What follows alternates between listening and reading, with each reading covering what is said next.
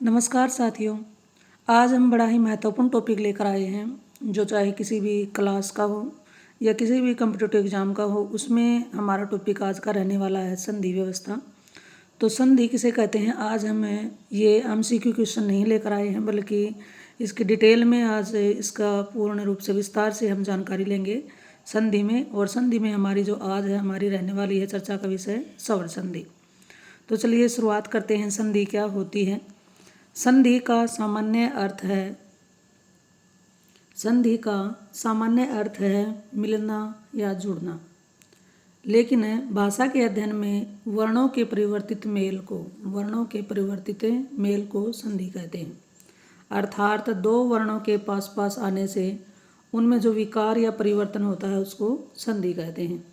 Example के तौर पर देखिए, परमात्मा विच्छेद कर दिया परम प्लस आत्मा, महेंद्र महा प्लस इंद्र, निराशा निह प्लस आशा, मनोहर मन प्लस हर आदि। तो जी साथियों, संधि के तीन भेद होते हैं। चलिए एक आज की हमारी जो संधि रहेगी उसका नाम है सवर संधि। तो शुरुआत करते हैं सवर संधि में। सवर संधि की डेफिनेशन क्या होती है? सवर के बाद सवर आने पर सवर संधि की रचना होती है, यानी जब सवर के बाद क्या आ जाए, सवर आ जाए, उनके मिलने से जो परिवर्तन या विकार होता है उसको हम क्या कहते हैं? सवर संधि कहते हैं। या ऐसे भी कह सकते हैं, दो स्वरों के मिलने से जो परिवर्तन होता है, जो विकार होता है, उसको हम सवर संधि कहते हैं। तो चलिए अब सवर संधि के भेदों की बात करते हैं। सवर संधि के कुल 8 भेद होते हैं और मुख्य 5 भेद होते हैं। अगर प्रश्न हमारा आ जाता है कि संधि के कितने भेद होते हैं, सवर संधि के कितने भेद होते हैं, तो हमारा आंसर रहेगा सवर संधि के 8 भेद होते हैं। और मुख्य पूछा जाए तो कितना रहना चाहिए? 5 होते हैं। अब एक एक करके चलिए इन पर चर्चा करते हैं। सबसे पहले हमारी है दीर्घ सवर संधि। इसमें क्या होता है? ए आ के बाद ए वर्ण हो, दोनों के मिलने से आ ई वर्ण हो तो ई, ऊ वर्ण हो तो ऊ के बाद ऊ, तो हो जाता है ऊ। तथा आ ई ऊ दीर्घ एवं सवर्ण का मतलब सेम ऐसे ही, इसलिए इस संधि को दीर्घ संधि या सवर्ण संधि भी कहा जाता है। ये प्रश्न आ गया, सवर्ण संधि किसको कहते हैं? जो हमारी दीर्घ संधि है उसको ही हम सवर्ण संधि कहते हैं। अब चलिए इसके फिर से एक बार देखो कि दीर्घ सवर संधि क्या होती है। इसमें ए ई ऊ या आ ई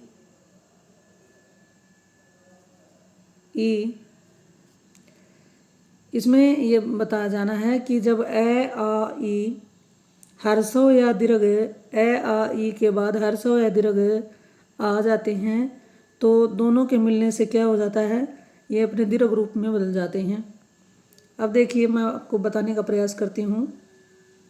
इसमें देखिए ए ई ओ ये हो गए हमारे हर्षो, और उसके बाद आ ई ओ ये हो गए दीर्घ। अब हर्षो या दीर्घ आ ई ऊ के बाद सजातीय वर्ण आ जाएं। सजातीय वर्ण का मतलब क्या होता है? ये जो वर्ण अभी लिखे हैं ये फिर से इनके आगे आ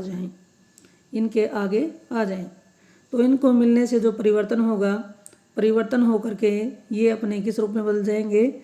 ये बन जाएंगे आ ई ऊ। इसीलिए इसको दीर्घ सवर संधि के नाम से जाना जाता है। चलिए अब उदाहरण के समझने का प्रयास करते हैं। उदाहरण देखते हैं इसके। उदाहरण देखिए, सबसे पहले दे रखा है ए के बाद ए है तो क्या बन जाता है? आ। परम प्लस अणु क्या बन गया? परमाणु। ई और ई दोनों दीर्घ हैं तो भी क्या बन रहा है? ई। मही प्लस ईस महेश। ए के बाद आ है तो भी आ बन रहा है। रतन प्लस आकार रत्नाकार। ऊ के बाद अगर ऊ है तो भी ऊ बनेगा। भानु प्लस उदय भानुदय। आ के बाद अगर ए है तो भी आ में बदल जाएगा। दीक्षा प्लस अंत क्या बन जाएगा, दीक्षांत।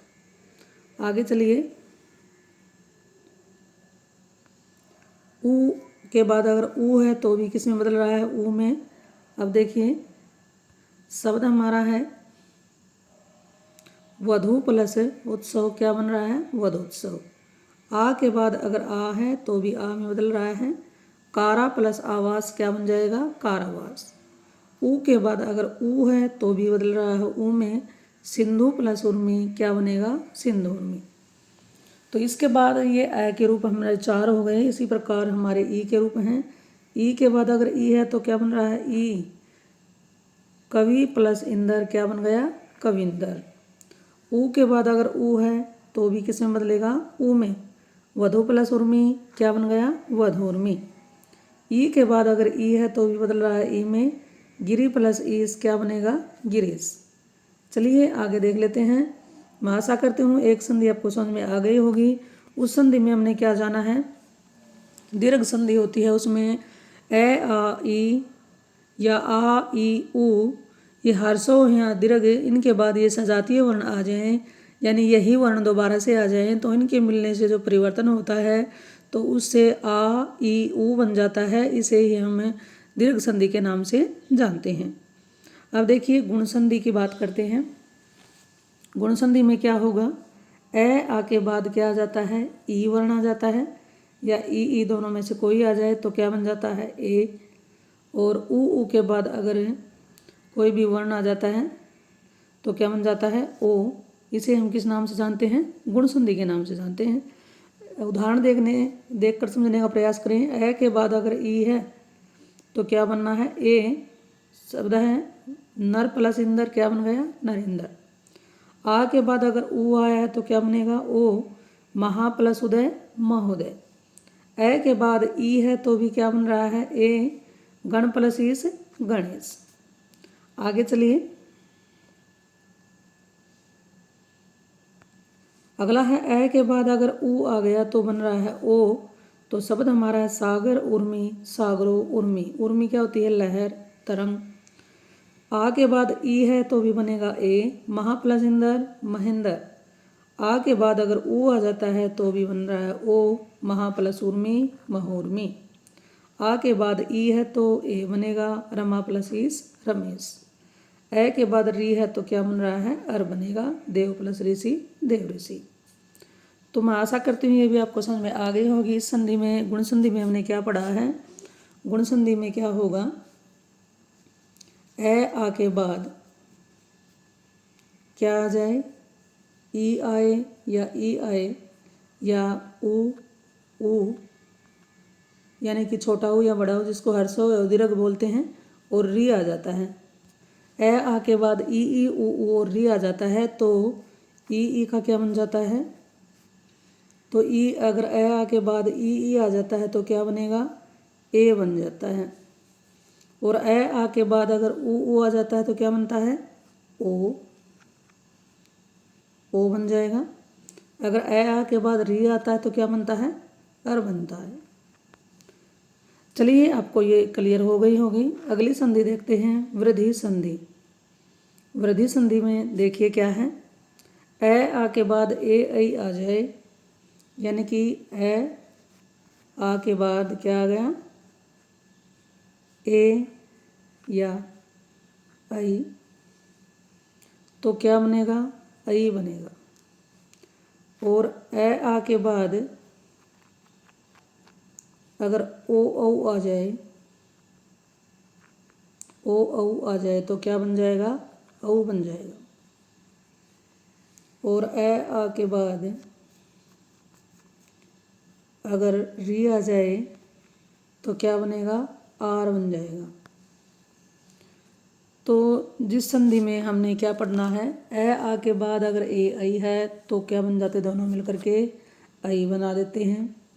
और ओ औ के बाद अगर औ है तो दोनों में बदल कर क्या हो जाता है, औ बन जाता है।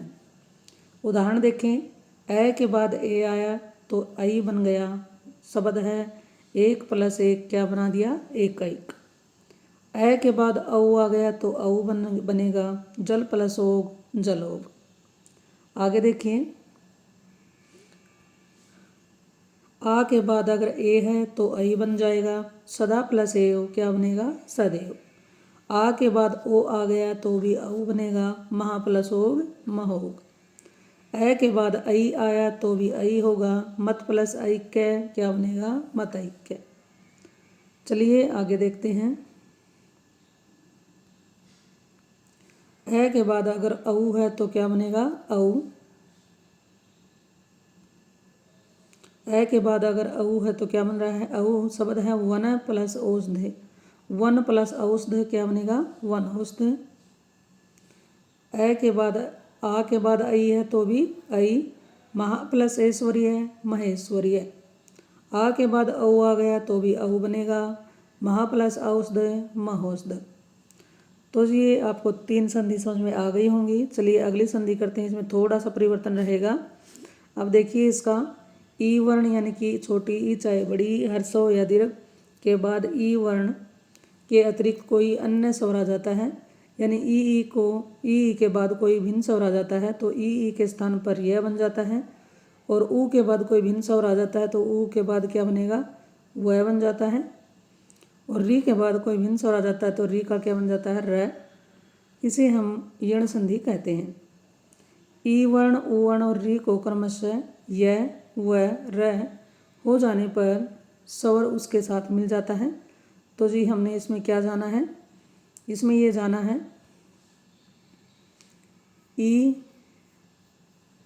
के बाद अगर कोई भिन्न स्वर आ जाता है, भिन्न स्वर का मतलब है इन स्वरों को छोड़कर कोई भी दूसरा स्वर, तो ई का क्या बना सकते हैं, य। और उसके बाद ऊ के बाद कोई भिन्न स्वर आ जाता है तो ऊ का क्या बन जाता है, वह।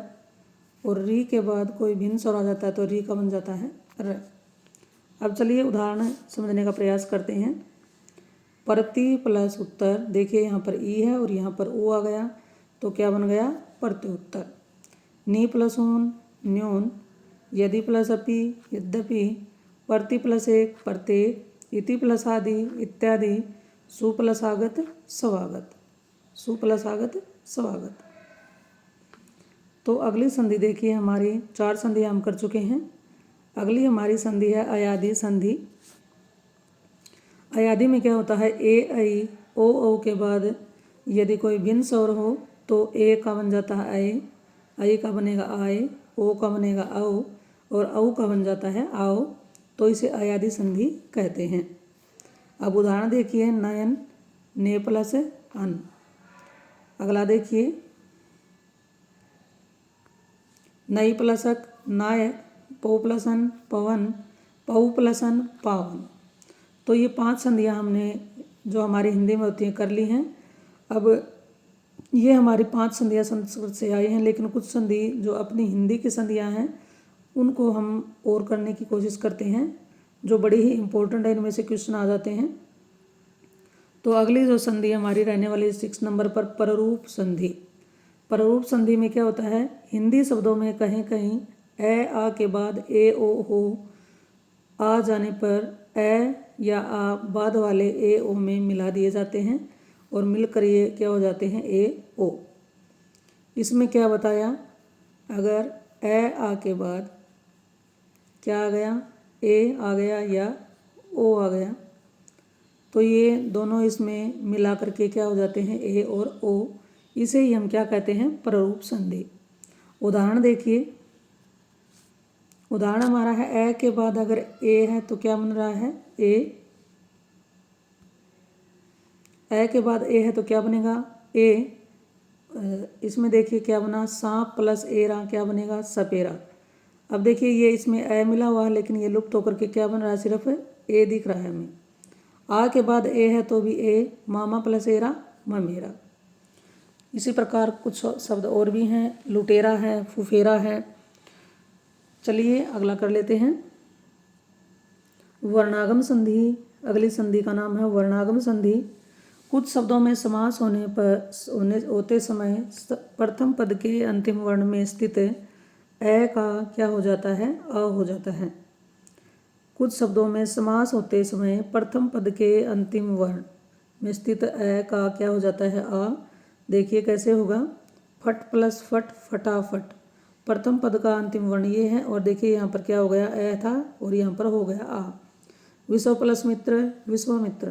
काय प्लस कल्प कायाकल्प।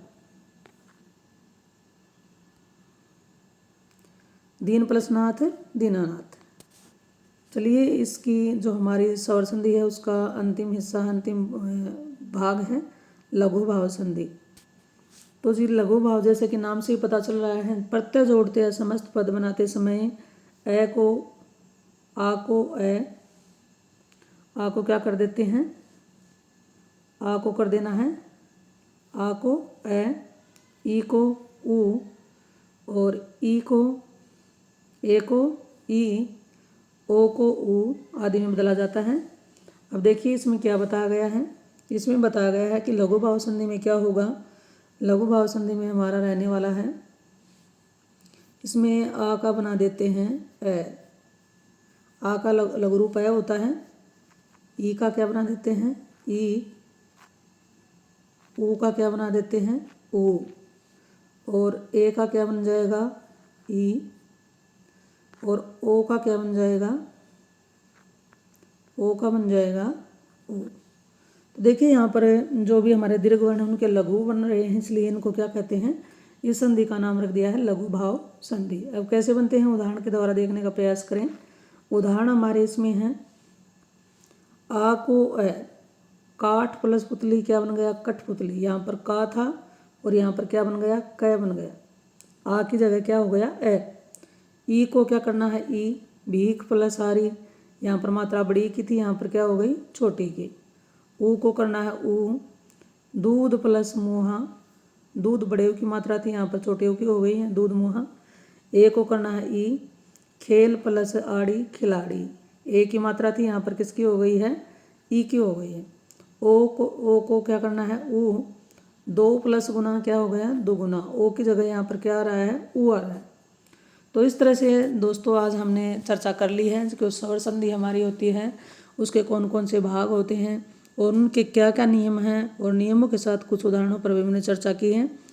और उसमें जो मुख्य भेद इसके 5 माने गए हैं और कुल होते हैं इसमें 8।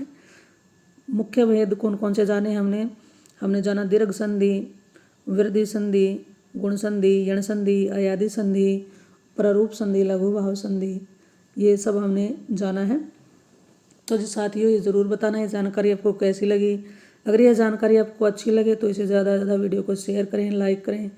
और किसी भी कॉम्पिटिटिव एग्जाम के साथ साथ अगर कोई भी बच्चा कोई भी स्टूडेंट किसी भी क्लास में पढ़ता है तो उनके लिए बड़ी ही उपयोगी ये जानकारी है।